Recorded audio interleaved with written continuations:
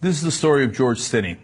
He was just 14 years old when he was taken by the authorities and charged with a crime. They said that he had killed 11-year-old Betty June Binnicker and 8-year-old Mary Emma Thames. This was back in the year 1944. Now, it turns out he did not do any of those things, and just yesterday he was exonerated. Finally, the state of South Carolina said he didn't do it. We should not have convicted him. But they didn't just convict him, they executed him. Now, I'm going to tell you, unfortunately, about how that happened, because it's important that you know what happened in this country and the remnants of that culture and that history. So first, let's show you George. You got to understand the context here. He was just 90 pounds. He was 5'2". He was 14 years old.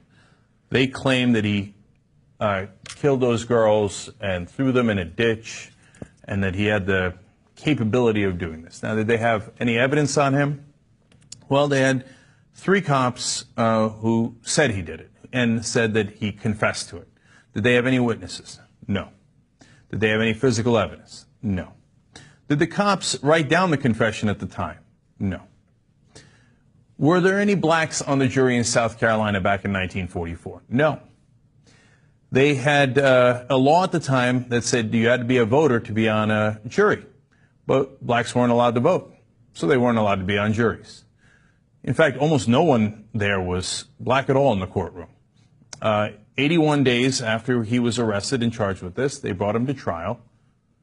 The trial lasted about 2.5 hours, during which his white defense attorney, who had not worked a criminal case before and who was going to be running for political office and needed votes in that area, did not present a single defense witness outside of Stinney.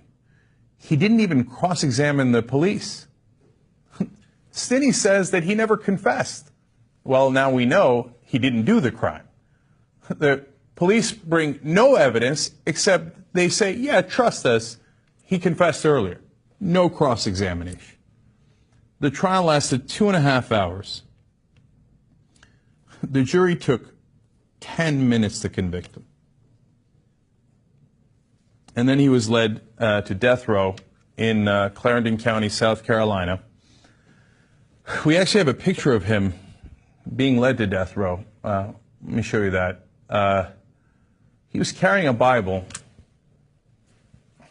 By the way, just if you're not absolutely clear yet that he didn't do it,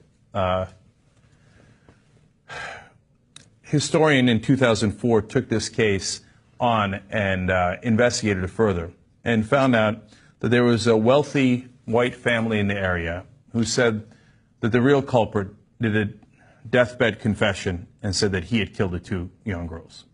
And a member of that family was part of the process that picked Stinney as the real culprit. It's impossible to know now, looking back 70 years, who knew and didn't know what exactly happened. Really, they were sure that this 14-year-old had done it, this 90-pound 14-year-old. Did they care that someone else had done it and was going to get away with the murders? They didn't care. They strapped him into Old Sparky. That's literally what the electric chair in South Carolina was called. And then, just as the story is horrible, it's about to get worse. Since he was so young, they couldn't strap him in right. They took the Bible he was carrying and made him use it as a booster seat.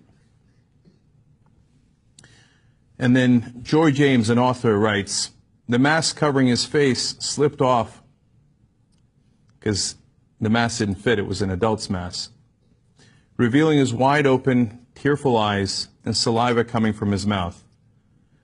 The first jolt had not worked. After 2 more jolts of electricity, the boy was dead. His family was not at the execution. His family was not at the trial. Why? Because they told the family, if you don't leave town immediately, we're going to lynch you all. You want to talk about terror? You know, we talk about terrorism today in America. This was true terror. And they weren't there for their 14-year-old boy. The Associated Press says the rest of the family didn't see the teen again until his funeral, when Stinney's body, burned from the electric chair, was put in an open casket. South Carolina has executed 289 people in the 20th century, and 82% of them were black, according to the Death Penalty Information Center.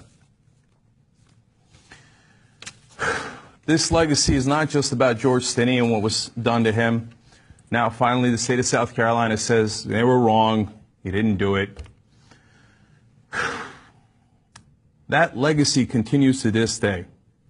Do you know that there were 7 death penalty exonerations? Not in 1944. Today, in the year 2014.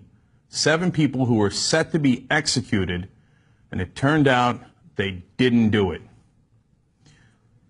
Let me show you the pictures of those 7 folks. Yep, 6 out of the 7 just happened to be African American. History rains down on us through the generations. This is not over. In fact, for those guys who were on death row, it took on average 30 years to clear their names. 30 years they sat on death row when they were perfectly innocent.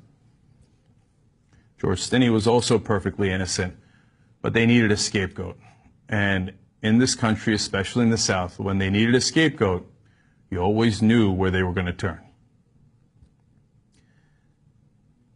Doesn't mean things haven't gotten better, but we're certainly not at the end of that process. And we've all got to learn from this and work together